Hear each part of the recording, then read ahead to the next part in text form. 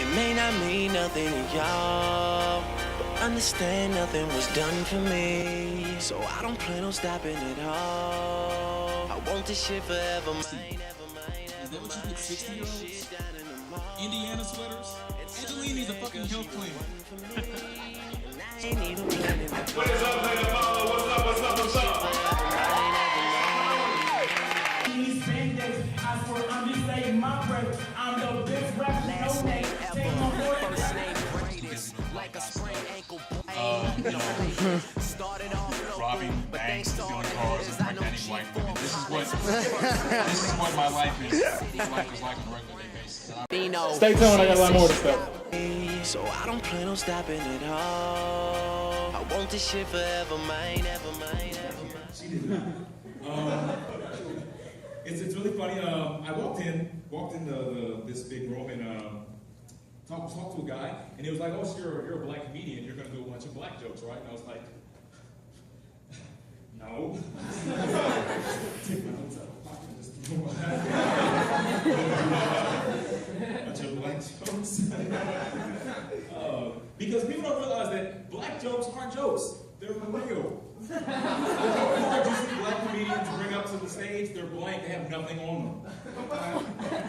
Like, for example, a real life situation. It was Black History Month a few days ago, so can I get a... I love Black History Month. It's the only time of the month where white people will smile at me. Good. They're like, "Hey, Rob, hey, how you doing, man? Hey, Rob, big dead skin, man." So it was Black History Month, and I decided to change things up a bit, with my haircuts. So I decided to go into great clips for the first time. Yeah. Yeah, great clips. So this is what I encountered. There's like two barbers in there. Two barbers. One I was on the phone, and the other's cutting hair. And I walk in, I'm like, okay, I'm at the door. Okay, I'm like, this is what Rosa Parks would do. You gotta remind yourself, what would MLK do? Open the door, and the guy's there cutting hair, and he's like, he hasn't seen me. Welcome to Great Clips. I'll be right with you in a sec. I'll just, hey man, what's up? What you need? Here for a haircut. Yeah. Just have a seat. Just have a seat. He goes to the phone. Got the phone. Yeah, we got a problem. What do we do with his hair? I can hear you guys talking about it. I can hear you guys. So I have a seat in the barber chair, and I swear, he doesn't know I can see him because in barbershops, they have the mirrors in the back and the mirrors in the front. And I don't think he knows that I could see what he was doing. So he sets me down, he adjusted a little bit, the thing is like, okay, get you right, okay. And he acts like he's like pretending to cut my hair, but he's not. He's really just circling it like this, like, what am I gonna do with this? But yeah, that's a real life situation that really happened to me at Great Clip. So it's sad, but black jokes aren't really jokes, they're just real life situations, real life things.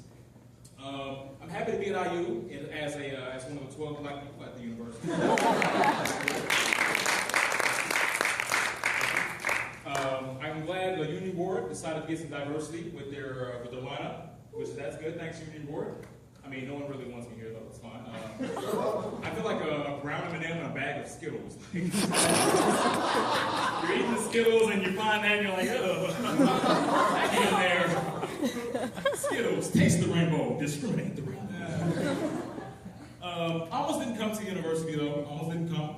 On the first tour here, tour guide was a little too excited, a little too hyped. He walked up to me and was like, "Yeah, who's your daddy?" And I was like, "I don't know." That's when I was new, so I don't know who it is. I didn't like the university after that. I was like, man, I'm going to hear this shit all day. It's hard growing up without a father, We're in Spanish class right now, and we're at the part of the lesson where you have to know how to describe characteristics. And one of the key points they like to use, to help you learn is to compare yourself to your parents. And, the really awkward moment in class was when my Spanish teacher was like, well, how do you look? Well, describe yourself. How does your father look? And I was like, blank, I don't know. I don't know. It's like, well, describe your father in one word. I was like, void. Just like our Spanish class, we had to draw a face. We had to draw a face. The face of our father, she kept doing with his father. Like, I was the only one there that didn't know my father. She kept doing it. Jerk. And anyway, she's like, everyone draw your fathers, okay? And then label the parts of your face with, you know, in Spanish, nose, nariz, chin, mentón, you know. And so she got mad when the paper I handed them was just blank. It had nothing on it. It was like, Robert, where's your father at? Shit, bitch. You tell me. I don't know. That'd be great. Maybe he's in Mexico. We can go down there and learn Spanish together. It was crazy growing up without a father because at a certain age, I didn't know that not having a father wasn't normal. Like, I just didn't know that shit. Like, it was crazy. I was talking to one of my friends, and I was like in first grade. It was like, one of my friends was like, he was like, so what are you going to do after class today? I want to go home and watch TV. What are you going to do? I don't know. I think my dad's going to pick me up. I was like, Dad, what the hell is a dad? Teach, yeah, Johnny's crazy. He's going about dad nonsense. I don't know. Also, you'd be surprised how many times this comes up in real actual life. I was having sex, first time ever having sex, so you know how that could be. No? Okay, you don't? That's fine. Having sex for the first time, and I'm doing my thing, and I'm going in. She's like, yeah, go deeper, Daddy. And I'm like, Daddy, she's crazy. I'm still gonna finish though, but she's obviously crazy. Yeah, my mom was my dad growing up, so yeah, just let that sink in a little bit. My mom was my dad. She took it a little too far though. Like every calendar she had, we got in the house, she would X off Father's Day like it just didn't exist. That's why I didn't know that not having a dad wasn't normal at all. Sometimes she would try to fill in the gaps and she would be like, do mom duties and dad duties at the same time. It was really confusing. She'd be like washing dishes and then like wearing ties and stuff. I'm like, why are you doing that, Mom? She'd say, well, Robert, you cleaned your room? You know you hear me talking to you. No, I don't. Why are you changing voices, Mom? I guess she wanted to be sensitive to the whole matter. I love her. Love him and her. They're both great. Glad she doesn't have a penis. That's great. So there's only certain aspects of the dad role she can play, which is a good thing, you know. I don't want her to pee with the pee standing up. Well, again, that's an awkward sight to see your mom doing. Her peeing standing up. One of the comedians came up here earlier and was talking about how if you go into a history class with white folk and white people, and this is what he said. White people and how it's like a drunken night. I'm going to joke terribly what he did, but I wanted to relate to that.